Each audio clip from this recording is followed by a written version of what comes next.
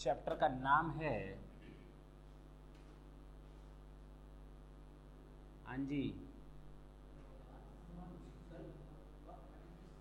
Advance ruling. सुन ले पहले, ये basically section 245 N to section 245 V तक चलेगा। Section 245 N to section 245 V तक चलेगा। ओके सर, ये एडवांस रूलिंग है क्या? इट इन्वॉल्व्स, भाई होता क्या है सुन लो पहले। बेसिकली ये जो एडवांस रूलिंग चैप्टर आया था शुरू में, ये एक नॉन रेजिडेंट को सपोर्ट करने के लिए था। किसको? नॉन रेजिडेंट को, यानी जो बाहर, जो भाई तीन तरह के होते हैं हमारे रेजिडेंशियल। पहला resident and ordinary resident, resident but not ordinary resident, और तीसरा नॉन रेजिडेंट। तो इस चैप्टर का जो मेन पर्पस था that was to support the non resident, उसको अल्टीमेटली इस चीज में सपोर्ट करना कि आप जो इंडिया में ट्रांजैक्शन करने जा रहे हैं, अंडरटेक करने जा रहे हैं, उसकी क्या पोजीशन रहेगी टैक्सेशन के मैटर पे। टैक्सेशन के मैटर पे आप आओगे और यहां पर ट्रांजैक्शन करोगे, तो आपकी टैक्स लायबिलिटी की सिचुएशन क्या रहेगी, इस चीज को एडवांस रूलिंग में बताना था। लेकिन अब सिस्टम थोड़ा चेंज है, जो इसका ओरिजिनेशन था उससे थोड़ा बदल गया है। क्या आ गया है? एडवांस रूलिंग मीन्स, तो पहले वही चीज पढ़ लेते हैं जो ओरिजिनेशन में था। Advance ruling means an issue, advance ruling means an issue in relation to a transaction. मैं वही पढ़ रहा हूं। और डिटर्मिनेशन बाय द अथॉरिटी, और determination by the authority means an issue. पक्की बात है ना? इस पूरे सेंटेंस को हमने क्या नाम दे दिया? Issue. Advance ruling means an issue in relation to a transaction which has been undertaken or is proposed to be undertaken by a non-resident applicant, and such determination on shall include the determination of any question of law or question of fact, okay, specified in the application। देखो ना, पहला topic ही वही दिया है कि कोई भी ऐसा इशू जो नॉन रेजिडेंट एप्लीकेंट से बिलोंग करता है। कौन एप्लीकेंट होना चाहिए? नॉन रेजिडेंट एप्लीकेंट होना चाहिए। अच्छा देखो ना, बगल में मैंने लिखा भी है नॉन रेजिडेंट एप्लीकेंट, एप्लीकेंट की कैटेगरी में लिखा है ना। अच्छा फिर से समझते हैं। कोई भी नॉन रेजिडेंट एप्लीकेंट होगा जो कोई ऐसा ट्रांजैक्शन किया होगा, जिसने ऐसा ट्रांजैक्शन किया होगा या कोई ऐसा ट्रांजैक्शन करने जा रहा होगा, or is propose to be undertaken. मैं फिर पढ़ता हूं। कोई भी ऐसा issue in relation to a transaction which has been undertaken or is propose to be undertaken by a non resident applicant, that's it. बस इतना याद रखो। कोई भी ऐसा ट्रांजैक्शन जो कोई एक नॉन रेजिडेंट एप्लीकेंट ने किया है या नॉन रेजिडेंट एप्लीकेंट करने जा रहा है, उससे रिलेटेड इश्यूज या मैटर को बताना, इसको हम कहेंगे एडवांस रूलिंग। इसको हम कहेंगे advance ruling. Sir advance ruling का और भी मतलब है। Point number two, advance ruling means a determination by the authority, जिसको हम एन इश्यू कह सकते हैं। Advance ruling means an issue in relation to a tax liability of a non resident. सुन, tax liability of a non resident. लेकिन जरा last column देखो तो एप्लीकेंट मैंने लिखा है रेजिडेंट। सर बात समझ में नहीं आई। एप्लीकेंट रेजिडेंट होगा लेकिन tax liability is to be determined of non resident. How? जरा ढंग से देखो। An issue relation to the tax liability of a non resident arising out of a transaction which has been undertaken or is propose to be undertaken. Propose to be undertaken by whom? By a resident with whom, with non resident. अब मैं एक resident हूं, मैं किसी non resident के साथ कोई transaction करने जा रहा हूं और वो नॉन रेजिडेंट कहता है देख मैं तेरे साथ ट्रांजैक्शन तो करने के लिए तैयार हूं लेकिन मेरी स्टेटस क्लियर कर दो, what would be the minor tax liability which will arise due to this transaction, tell me clearly. Now I am the resident, now I can make an application with the advance ruling so that they can resolve that issue, that what would be the tax liability of a non-resident in this case. Now transaction is to be done by or is proposed to be done by a resident with whom? Non-resident. Now who is the applicant? Me. As a resident I will file an application before advance ruling authority to decide such an issue. क्या है, मैं फिर से बोलता हूं, सुन लो। तुम एक non resident हो, तुम कोई ऐसा ट्रांजैक्शन कर रहे हो जिससे तुम्हारा कोई इशू अराइज होता है, या तुम कोई ट्रांजैक्शन करोगे जिससे तुम्हारा कोई इशू अराइज होगा टैक्स लायबिलिटी या टैक्स मैटर को लेकर के, पक्की बात है ना। तो उस केस में तुम खुद एप्लीकेशन दाखिल कर सकते हो, किसके पास? एडवांस रूलिंग के पास। किसके पास? Advance ruling authority. कौन सी अथॉरिटी? तो इसको हम लोग कहेंगे अथॉरिटी ऑफ एडवांस रूलिंग। क्या नाम देंगे? अथॉरिटी ऑफ एडवांस रूलिंग, पक्की बात है ना। और शॉर्टकट में इसको नाम देंगे AAR। क्या नाम देंगे? AAR। हम लोगों ने अभी तक दो ही चीज देखी। कितनी चीजें देखी? दो चीजें देखी। पहली चीज क्या देखी कि एक एडवांस रूलिंग अथॉरिटी है जिसको हम नाम देंगे AAR, authority of advance ruling. ये अथॉरिटी ऑफ एडवांस रूलिंग कुछ मैटर को डिसाइड कर देती है, आपसे रिलेटेड मैटर्स को।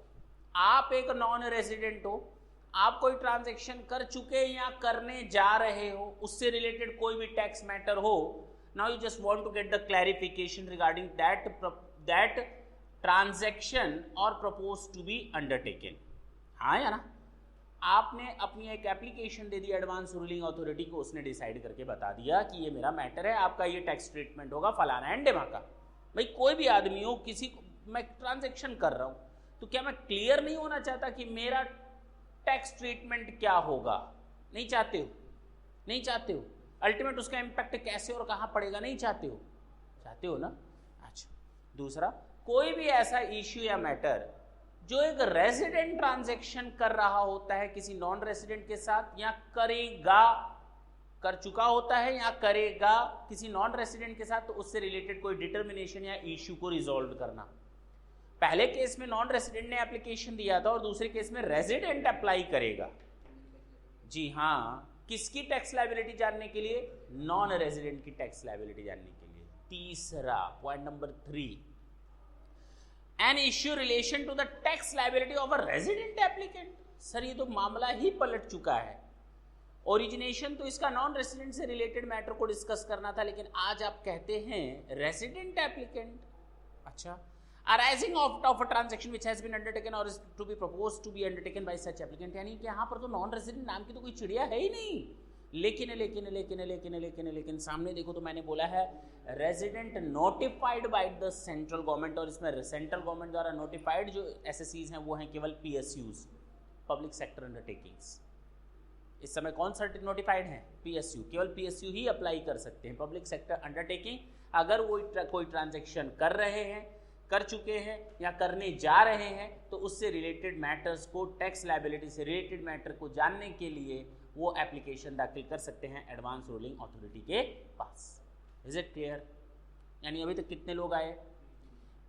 एडवांस रूलिंग अथॉरिटी के पास कोई नॉन रेजिडेंट जा सकता है, चाहे ट्रांजैक्शन कर चुका है या करेगा।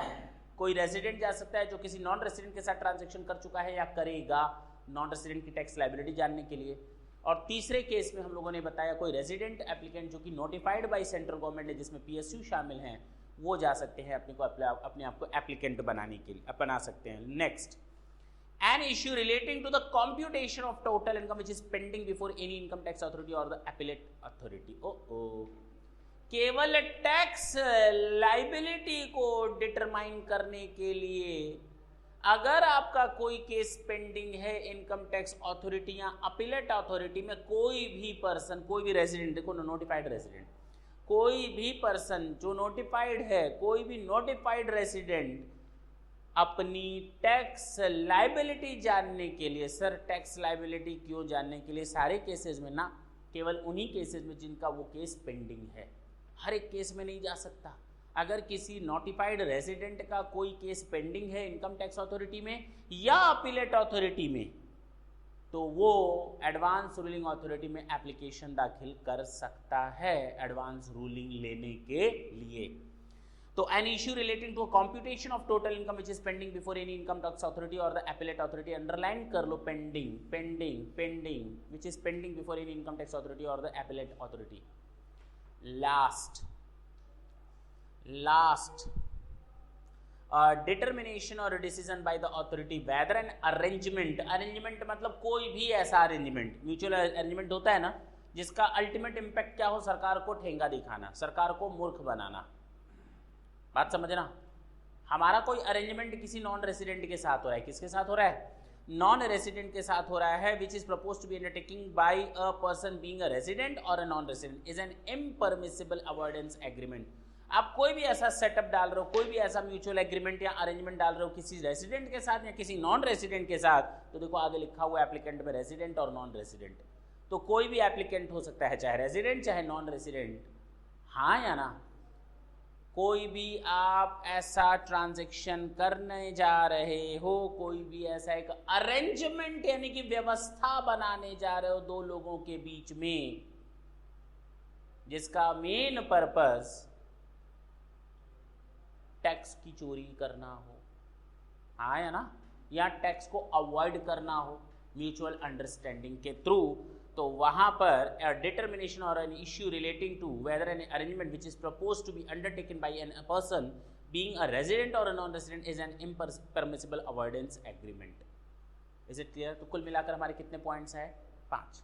पहला पॉइंट बताया कि नॉन रेजिडेंट अगर कोई ट्रांजेक्शन कर चुका है या करने जा रहा होता है तो अपने मैटर को रिजॉल्व करने के लिए एडवांस रूलिंग अथॉरिटी में अप्लाई कर सकता है।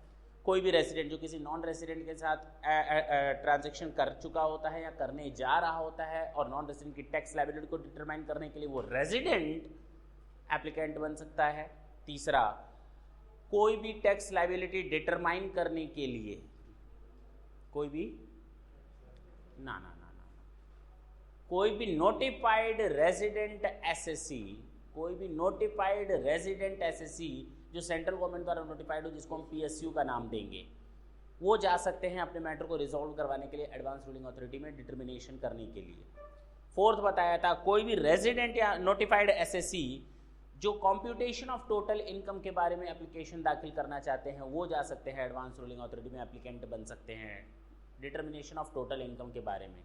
और लास्ट मैंने बताया, कोई भी ऐसा अरेंजमेंट, कोई भी ऐसा इशू जो रिलेटेड हो किसी भी अरेंजमेंट से related, which is proposed to be undertaken, which is proposed to be undertaken, which is proposed to be undertaken, which is proposed to be undertaken, which has not been undertaken but is to be proposed, which is proposed to be undertaken by any person being a resident or non-resident is an impermissible avoidance agreement। चलो sir, ये इम्परमिसिबल avoidance agreement क्या होता है discuss करेंगे थोड़ी देर बाद। यहाँ तक तो क्लियर है? ये 5 तरह के लोग या ये 5 तरह की एडवांस रूलिंग आप ले सकते हैं। ये 5 तरह की एडवांस रूलिंग आप ले सकते हैं, डिसीजन ले सकते हैं एक बेंच से। हाँ, कुछ लोगों की बेंच बैठी हुई है, मैं उसमें एक एप्लीकेंट बनूंगा, ये वाले एप्लीकेंट, मैं एक फॉर्म भरूंगा, मैं कहूँगा भाई मुझे बता दो मैं नॉन रेसिडेंट हूँ, मेरे मैटर क्या होगा, मेरे ऊपर क्या क्या इम्पैक्ट आएंगे। मैं कहूँगा मैं रेजिडेंट हूँ, मैं एप्लीकेंट हूँ, मेरा नॉन रेजिडेंट के साथ एग्रीमेंट हो रहा है, अरेंजमेंट हो रहा है, यहाँ एक ट्रांजैक्शन इनकर हो रहा है, बताओ मेरी एडवांस रूलिंग क्या होगी। मैं वो इशू लिख करके दूंगा डिटेल में, प्रॉपर फॉर्म भर करके फीस लगा करके, हाँ या ना। तीसरा, मैं नोटिफाइड रेसिडेंट एसएससी हूँ, मैं एप्लीकेशन दाखिल कर सकता हूँ कि क्या रिजॉल्व होगा, क्या इशू या डिसीजंस हो सकते हैं। फोर्थ मालूम है, फिफ्थ मालूम है, यानी ये 5 तरह के लोग हो सकते हैं एप्लीकेंट जो एप्लीकेशन भर करके एडवांस रूलिंग अथॉरिटी को देंगे और अपना मैटर डिस्कस करके अपना इशू रिजॉल्व करवाएंगे, उसका अल्टीमेट इम्पैक्ट क्या होगा। Is it clear? अच्छा, the advance ruling authority shall however not allow an application in respect of the following. इन मैटर्स पे एप्लीकेशन को एक्सेप्ट नहीं करेगा, इन मैटर्स पे एप्लीकेशन को एक्सेप्ट नहीं करेगा AAR। पहला, any question pending before any income tax authority, any question pending before any income tax authority, appellate tribunal or court. लेकिन सर अभी थोड़ी देर आपने पहले बताया था कि कोई भी मैटर जो किसी इनकम टैक्स अथॉरिटी में या अपीलेट अथॉरिटी में पेंडिंग है उसके लिए एडवांस रूलिंग में जा सकते हैं। वापस आओ, किस मैटर को लेकर के? टोटल इनकम के डिटर्मिनेशन को लेकर के। जरा ढंग से देखो, वापस आओ, point number 4, an issue relating to computation of total income which is pending. तो पेंडिंग वाला जा सकता है, नोटिफाइड रेसिडेंट होगा तो वो जा सकता है, हर कोई नहीं जा सकता। तो इस मैटर को छोड़ करके जो डिटर्मिनेशन ऑफ टोटल इनकम से रिलेटेड है, नोटिफाइड रेसिडेंट से रिलेटेड है, उसको छोड़ करके अगर आप कोई दूसरे एसएससी हो तो आप AAR में नहीं जा सकते, एप्लीकेशन दाखिल नहीं कर सकते। तो पहला तो समझ में आ गया, लिखा भी हुआ है, except in a case of a resident applicant as above. Clear है ना? हाँ या ना? तो डिटर्मिनेशन ऑफ टोटल इनकम के केस में, अगर कोई रेसिडेंट नोटिफाइड एसएससी है तो वो जा सकता है एडवांस रूलिंग अथॉरिटी के पास डिटर्मिनेशन ऑफ टोटल इनकम के केस में, अगर उसका कोई केस पेंडिंग है तो, अदरवाइज नहीं जा सकता। नेक्स्ट, किसी भी प्रॉपर्टी की फेयर मार्केट वैल्यू जानने के लिए आप एडवांस रूलिंग अथॉरिटी के पास नहीं जा सकते। साहब ये ना मैंने आपको एप्लीकेशन दी है, इसमें हमारी फिक्स्ड एसेट का FMV निकाल दो। अरे भैया हम ये सब काम करने के लिए नहीं बैठे हैं। तो fair market value of any property से रिलेटेड कोई भी मैटर एंटरटेन नहीं किया जाएगा। Last, any question in relation to a transaction which is designed prima facie for the avoidance of agreement. ऊपर देखो तो मैंने क्या बताया था, कोई भी ऐसा अरेंजमेंट जो है इम्परमिसिबल अवॉइडेंस एग्रीमेंट, मैंने कहा इसके बारे में हम मैटर डिस्कस करेंगे, क्या होता है ये। तीसरा पॉइंट उससे क्वाइट डिफरेंट है, दोनों को मिक्स मत करना। अगर आप एडवांस रूलिंग अथॉरिटी के पास जा रहे हैं, सुन लें, आपको मालूम है इम्पैक्ट क्या होगा? मेरा आपके बीच में ट्रांजैक्शन हो रहा है, ये एडवांस रूलिंग अथॉरिटी है, मैं इसको देने जा रहा हूं क्या? एप्लीकेशन। और मुझे मालूम है इम्पैक्ट क्या होगा, लेकिन पर्पस हम लोग का है टैक्स चोरी करना। क्या करना? टैक्स चोरी करना। कुछ इस तरह से एप्लीकेशन डिजाइन करके भेज दी कि ताकि ये लगे कि हाँ हम लोग अननोन हैं और टैक्स रेट कम आ जाए।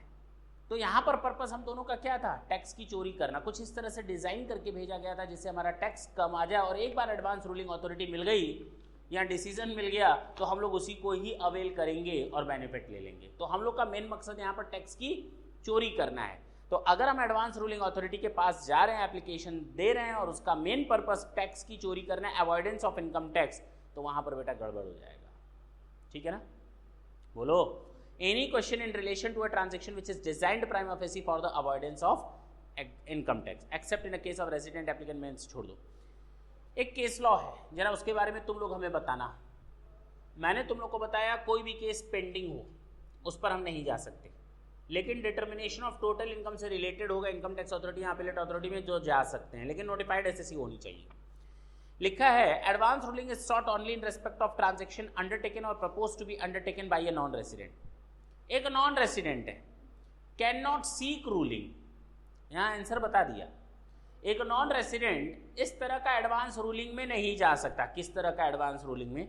Weather its Indian subsidiary would be entitled to certain tax exemption, क्या वो ये दे सकता है? सुन लो, क्या एक मैं नॉन रेसिडेंट हूं, ये मेरी इंडियन सब्सिडरी है, मैं नॉन रेसिडेंट हूं, ये इंडियन सब्सिडरी है, मैंने एक एप्लीकेशन दी एडवांस रूलिंग अथॉरिटी के पास और मैंने कहा मुझे ये बताओ क्या मेरी इंडियन सब्सिडरी को टैक्स की छूटें मिलेंगी या नहीं?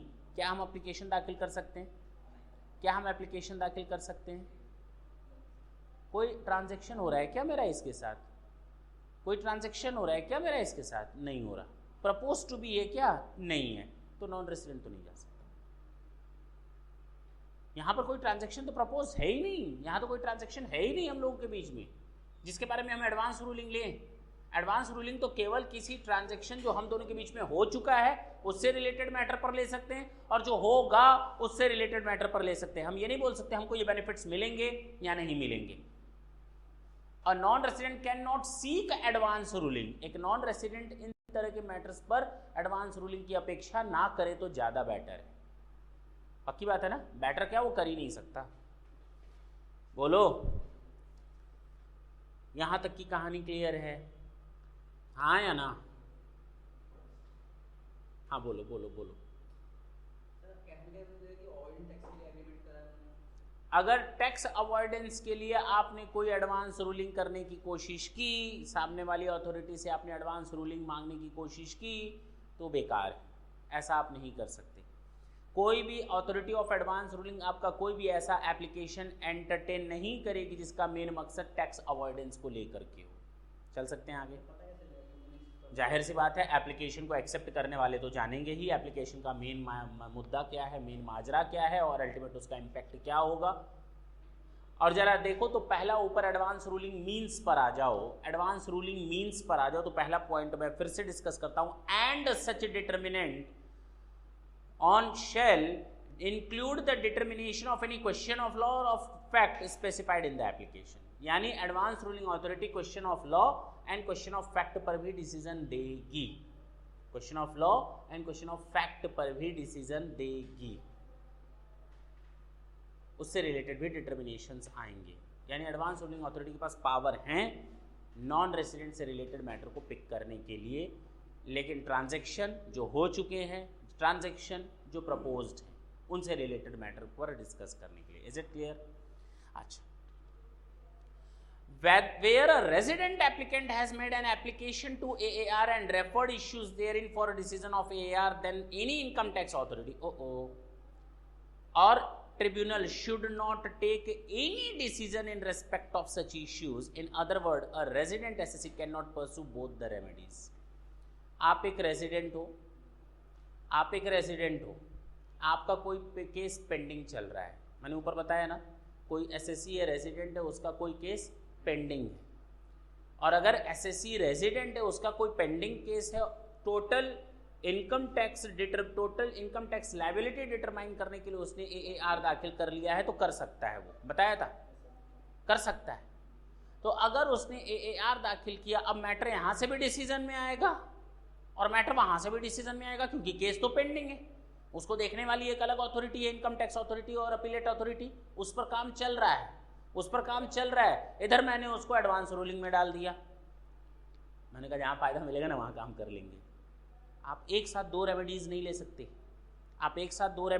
सकते, एक तो आपका सिस्टम चल रहा है, केस पेंडिंग चल रहा है इनकम टैक्स अथॉरिटी और अपीलेट अथॉरिटी में, इस तरफ से चल रहा है, दूसरी तरफ आपने अपना केस पेंडिंग करवा दिया एडवांस रूलिंग अथॉरिटी के पास, तो आप दोनों तरह की रेमेडीज नहीं ले सकते, और जिसमें आपको फायदा मिलेगा वहां चले जाओगे, ये नहीं कर सकते। ये रेस्ट्रिक्शंस है किसके पास? अपीलेट अथॉरिटी के पास। फिर मैं पढ़ता हूं, where a resident applicant has made an application to AAR, अगर किसी रेजिडेंट एप्लीकेंट ने अप्लाई कर दिया है एएआर के पास and referred issue therein for decision of AAR, then any income tax authority or tribunal should not take any decision in respect of such issues। तब ये वाला हिस्सा इनकम टैक्स अथॉरिटी और अपीलेट अथॉरिटी बिल्कुल चुप मार करके बैठ जाएगा उस इश्यू से रिलेटेड, कि भैया उसका डिसीजन आएगा ना हम मान लेंगे।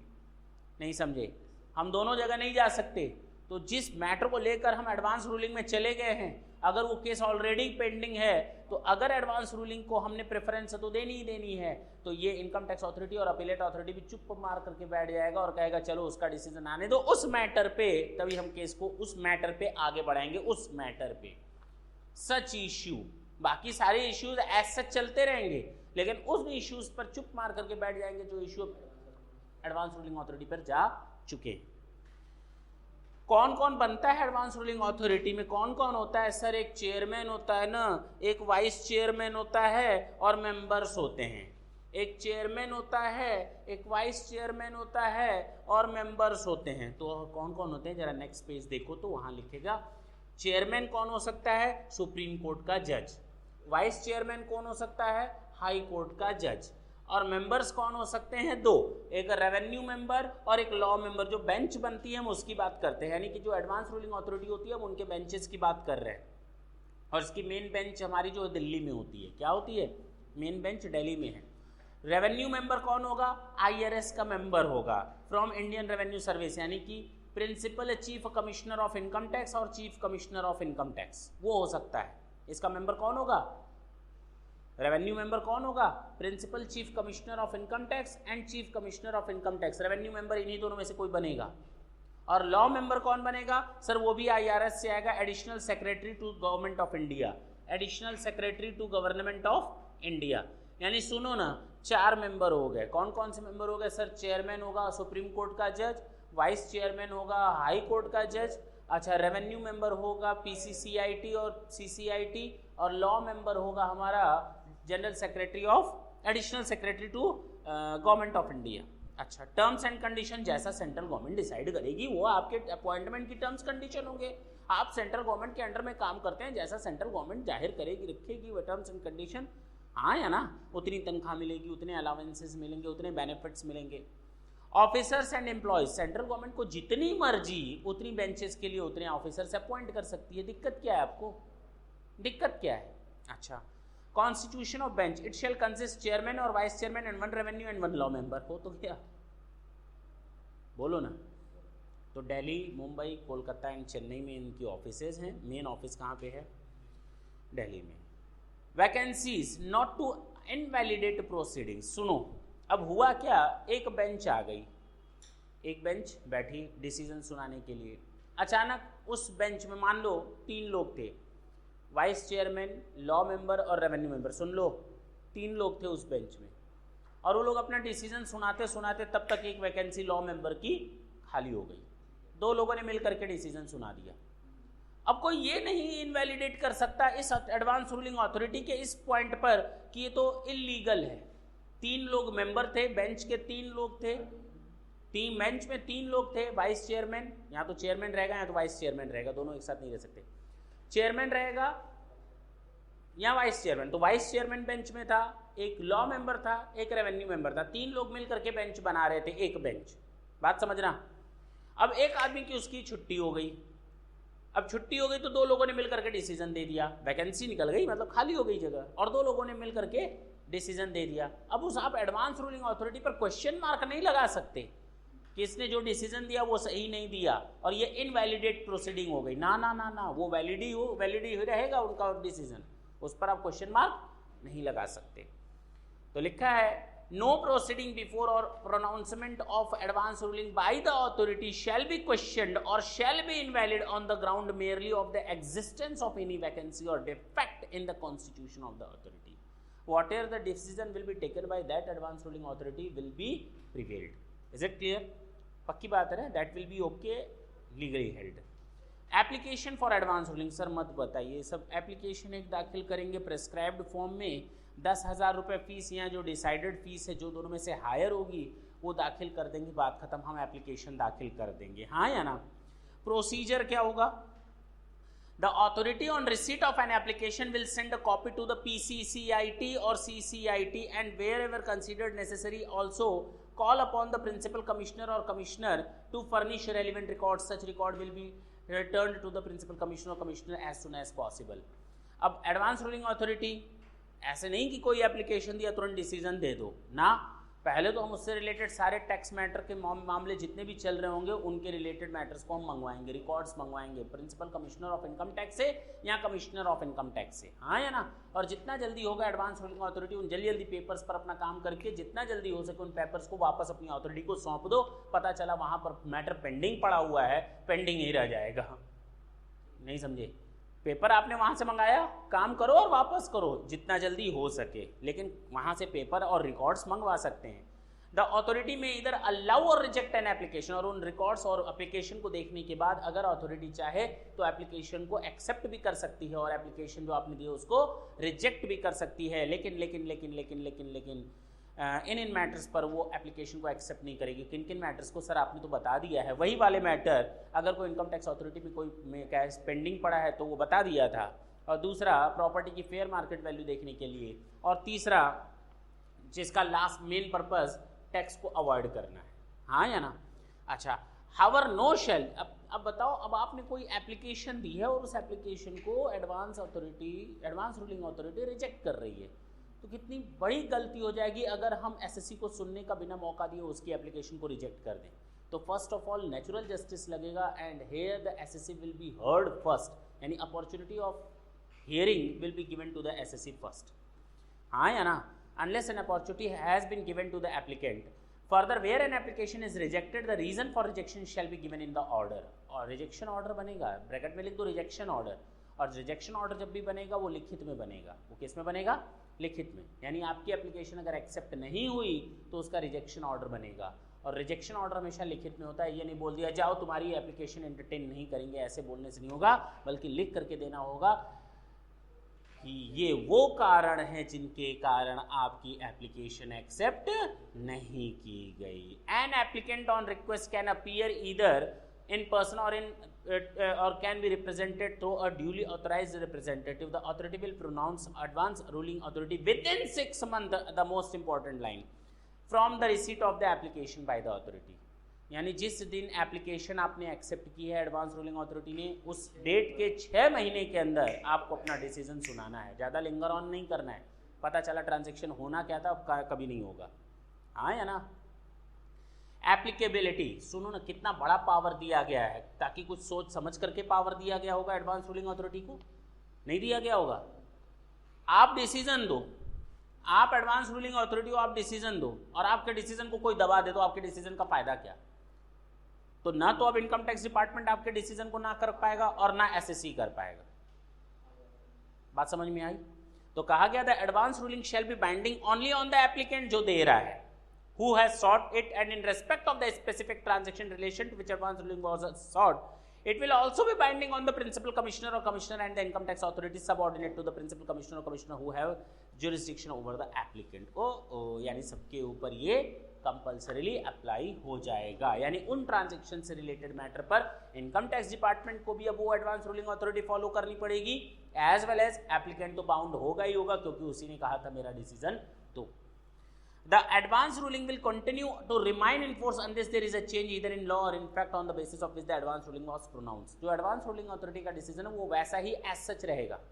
आप दोबारा ट्रांजेक्शन करोगे, सेम वही एडवांस रूलिंग ट्रांजेक्शन रहेगा, एडवांस रूलिंग अथॉरिटी का जजमेंट प्रिवेल करेगा। तीसरा करोगे ट्रांजेक्शन सेम रहेगा। लेकिन अगर लॉ में कोई चेंजेस हो गए, एक्ट में कोई चेंजेस हो गए, तो आपका वो डिसीजन बदल भी सकता है। ये हमेशा कंटिन्यू नहीं रहेगा। मान लो लॉ में चेंजेस होते रहते हैं, हाँ या ना? तो ये तब तक प्रिवेल करेगा जब तक कि लॉ में चेंजेस ना आ जाए। Advance ruling to be void in certain circumstances. अब देखो ना, मैंने आपको कहा सर जी मेरा ये एप्लीकेशन एक्सेप्ट कर लो, आपने देखा आपको कहीं नहीं लगा कि टैक्स चोरी का पर्पज है, फ्रॉड है, मिस रिप्रेजेंटेशन है, आपने कुछ इस तरह से डिजाइन करके दिया कि सामने वाले को पता ही नहीं चला, और सामने वाले ने अपना डिसीजन सुना दिया। बाद में पता चला अरे ये क्या, सामने वाले ने तो फ्रॉड और मिस रिप्रेजेंटेशन से ये एडवांस रूलिंग ले रखी है। तो अगर उसको ये पता चल गया तो वो हमारे उस एडवांस रूलिंग को निल कर सकता है, किनारे कर सकता है। क्या बोल सकता है, जरा ढंग से सुनना। Where an advance ruling has been obtained by the applicant by fraud or misrepresentation of facts, the authority may by order declare such ruling to be void and have an issue. हाँ या ना? यानी शुरू से ही ये व्यर्थ था, हम लोग फालतू में इस पर इतनी मेहनत की, वहाँ केस पेंडिंग चल रहा है, यहाँ पर मैंने उसको थोड़ा ऐसे डिजाइन करके यहाँ दे दिया, यहाँ का भी समय खा लिया, वहाँ का भी समय खा लिया, और उसका समय इतना खा लिया 6 महीना कि उसका डिसीजन देने का समय बीत गया।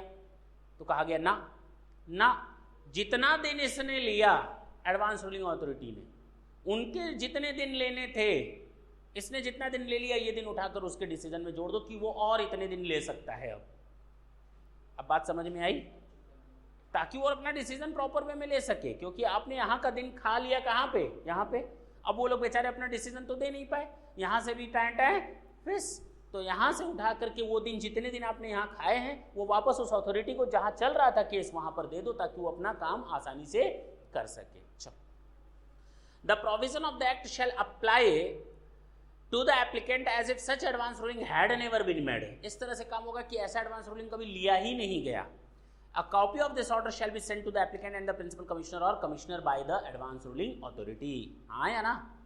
बस तो लिखो, देखो ब्रैकेट में लिखा है, मैंने उसको पढ़ा नहीं। Excluding the period beginning with the date on which advance ruling and ending with the date of order under this section. ये पूरी पीरियड हम लोग एक्सक्लूड कर देंगे। तो आपका जैसे काम चल रहा था वैसे ही चलता रहेगा, बल्कि वो जो दिन आपने यहाँ खा लिया एडवांस रूलिंग में वो जाकर वहाँ ऐड हो जाएंगे। बिल्कुल, अगर पता चल जाए कि एसएससी या एप्लीकेंट ने फ्रॉड करने के पर्पज से ही काम किया है, मिस रिप्रेजेंटेशन किया है, या तथ्यों को छिपा करके एडवांस रूलिंग अथॉरिटी ले ली। Last, power of the authority, power सारे के सारे हैं अथॉरिटी के पास। सिविल कोड के पावर हैं, कोड ऑफ क्रिमिनल प्रोसीजर के पावर हैं, आपको चाहे तो बुला सकता है, कमीशंस जारी कर सकता है, बुक्स ऑफ अकाउंट लाने के लिए बोल सकता है, रिकॉर्ड बुला सकता है, आपको कसम खिला करके खाओ गीता की कसम और बोलो कि जो बोलोगे और सच के सिवाय नहीं बोलोगे, तो वो सारी चीज़ें उसके पास पावर, यानी कोर्ट के सारे पावर उसके पास हैं। इंडियन पैनल कोड के भी सारे के सारे पावर्स हैं। That's it. क्या दिक्कत थी भाई इस चैप्टर में, हमें बताओ, कितना सिंपल चैप्टर था। थैंक यू बच्चों।